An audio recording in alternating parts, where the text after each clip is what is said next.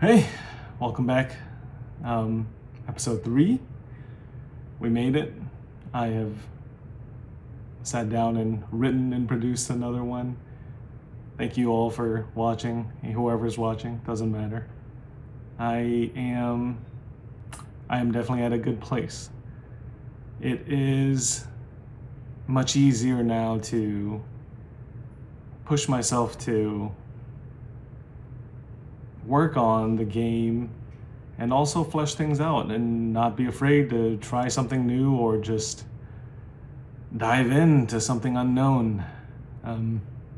One big thing I thought about covering was how much I've limited myself throughout the years. How my childhood and growing up, I've always been told something was dumb, something was useless, especially when it came to prospects for your career, what you're doing in the future. I don't blame my family 100% for thinking that way. They are working with the tools they had. A lot of times, when your family comes from another country and you guys struggle for a bit, money becomes the focus because all you're reaching for is safety. And I think that's the correct way to do it. You need to be established and you are looking to just have your feet stable before you can actually try something interesting, creative, fun, that takes a back seat. That's totally human. I internalized a lot of this messaging as a child, meaning that I could not trust what I liked, or I couldn't trust enjoying things because if they didn't yield any fruit, mostly, if they didn't make money, then what was the point? I know that's something a lot of people go through as well. It's nothing special. It's just something interesting to reflect on. My dog is playing with a toy and I don't think it'll be a big deal. And when you internalize that as you get older, you sometimes learn to doubt yourself. And that is what it morphed into. Just a lot of self-doubt. And that didn't just come from my family, it was reinforced. I mean, the military teaches you to think concretely, and if it doesn't yield results again, or if there aren't sure results, then you either think of something else or you just try not to pursue that. And almost inherently, doing something artistic, creative, you don't know what's going to happen.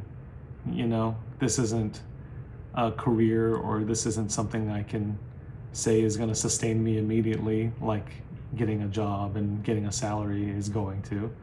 So it just compounded over the years, and it led to a lot of self-doubt in my adulthood. It's totally, I guess that's just part of being an adult, being a millennial. And speaking of the military, I took a trip recently to Tennessee to see an old Army buddy, somebody that really affected my life. He was my leader, and I first learned to believe in myself because of him. He didn't just try to break down an idea to poke holes in order to hurt me. I mean, maybe most people in my life didn't do that in that express way. But it just turned out that way. Sorry, back to the sergeant. He saw what I wanted to do, saw that I was motivated, and taught me to cultivate that confidence. And he instilled confidence in me by pushing me, even if it wasn't something I wanted to do, or if it was something I was unfamiliar with. And I'm really appreciative of that, because he taught me that You know, if you think you have a limit, why not try to go close to it? Because maybe you'll find out you're stronger than you are, but also that you were able to do the thing that you were afraid of doing. And yeah, it's that was one of the best memories I've had in the military, because I don't want this to become like a diatribe on, you know, Asian fathers, but I didn't really, well, one, I literally didn't have one. But when a father figure did come into my life, he had his own priorities. And, you know, the nuclear father figure wasn't really something that our community or my family thought of. It was just a provider. And who knows, I'm not going to dive into the rest of that. But either way, he served, my sergeant served as that father figure, but also, like, you know, he was only 10 years older, so a big brother as well. And taught me a lot of things, just because, you know, like, I learned to be a leader, especially because I didn't want to. I learned to figure out situations on the fly, even though, you know, you wouldn't be blamed for crumbling in the face of certain things. So yeah, it was just eye-opening. And so I, you know, went to go visit him and see that confidence he had in me wasn't misplaced, but also it was, you know, something he carries to the rest of his life. And yeah, it was a good reminder of that. Now this is to wrap back into what I was talking about in the beginning was the game is coming along. I have figured out so much, and each day I find myself just thinking more about it. I am constantly wanting to write ideas down, but also if there's a problem I run into, I want to make sure I can figure it out. And I mostly have. The nicest part is there weren't explicit tutorials. You know, there's a million things for first-person shooters, third-person shooters, jumping games, but not a lot for what I'm trying to do. And so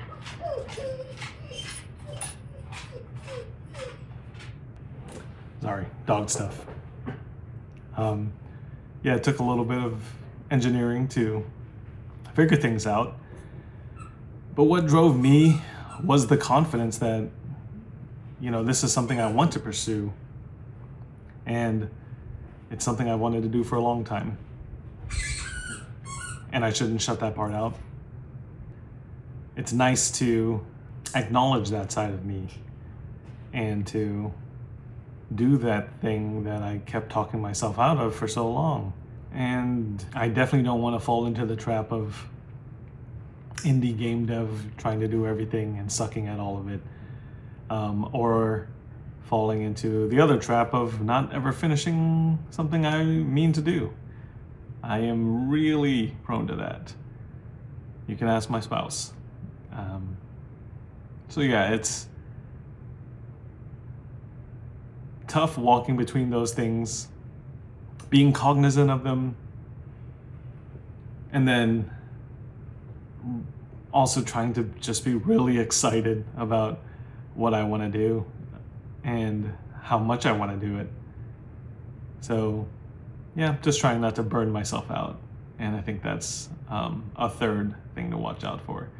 And as good as I was about finding those things that I should, you know, be scared of, it doesn't scare me off from pursuing this.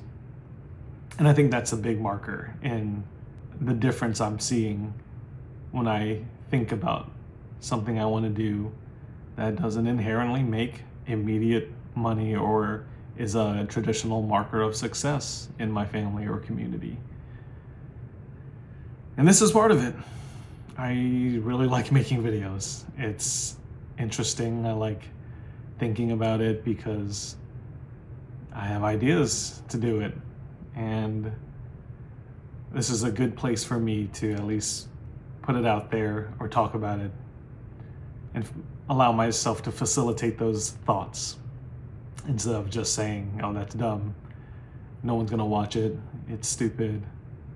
Who cares? This is for me.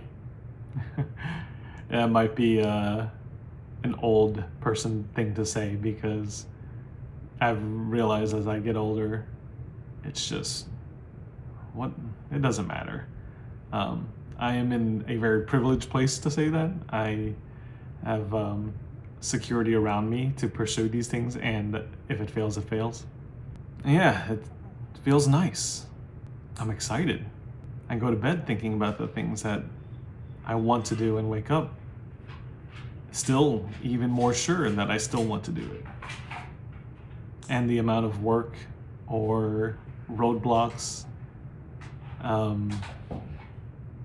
and obstacles that are in my way, it doesn't deter me. And that's the real motivating factor.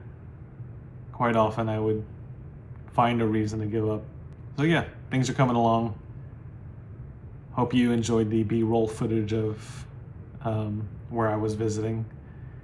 And look forward to the next one. Thanks.